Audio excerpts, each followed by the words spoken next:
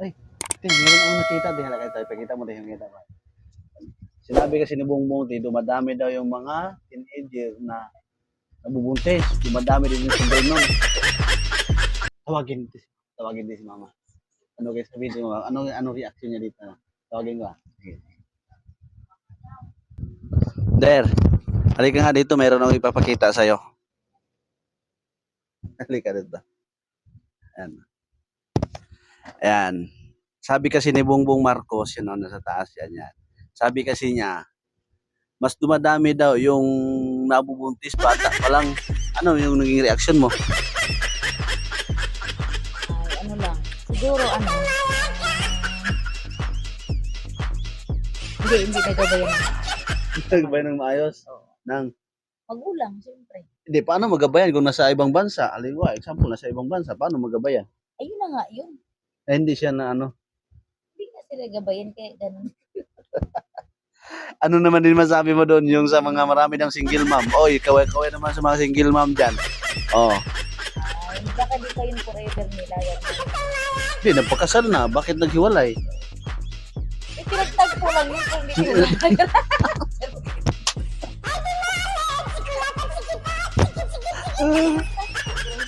Pero napansin mo ngayon, mas marami yung mga single mom, di ba? Hindi ka pala. Ah, kapalaran nila yun. Meron palang kapalaran. Oo, siyempre. Naniwala ka sa kapalaran. Di ba? Pinagtagpo. Pero hindi tinadhana. Ganon. Paano yung dinadhana pero hindi man pinagtagpo? Ay, wala. Baliktad. Baliktad. Pero napansin mo talaga mas marami yung single mom ngayon. Bakit kaya? Ano kayong dahilan? No? Hindi kasi sinabi niya ano, ang ating mahal na presidente na si Bongbong Marcos, yan sinabi niya, tingnan niyo. Mas dumadami ang mga single mom sa panahon ngayon. Ano kayang rason? Eh baka nawawala yung mga asawa nila. Baka nangaliwa sirong asawa. Kaya dumadami. 'Di ba?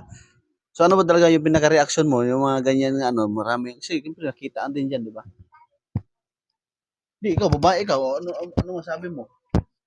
Wala, ganun nga yun, yung mga single mom nga. Oh, Pinagtagpo nga lang yun, pero hindi sila tinadhana. Yun nga yun. yun nga. Yun na pala reaction niya, guys. Buti na lang guys, nakita ko habang nagsuswipe ako, nakita ko yung post ni ating mahal na presidente, si Bongbong Marcos guys. Ayun na post niya sa GMA. Napansin ko lang niya guys na marami daw yung mga single mom. Oh, kaway-kaway naman dyan sa mga single mom mo. Kaway-kaway naman dyan. Ano guys, ano yung maging reaction nyo pagdating dyan? Oh, kikukumin na kayo sa baba kung anong reaction nyo. Bakit marami ngayon single mom? Anong rason? Okay guys, ayan. Di ba? Ano yung rason? May rason yan. Mayroong dahilan. Hindi na nagkasundo. Hindi nakasundo.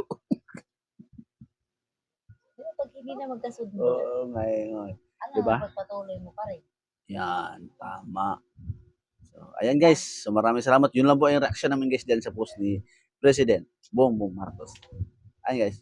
So, huwag niyo po kalimutan guys na i-follow ang aming Facebook page, Fierce Family Vlogger. Ganun po ang aming YouTube channel guys. Huwag niyo po kalimutan na i-subscribe ang aming YouTube channel. Maraming salamat and God bless po. Thank you.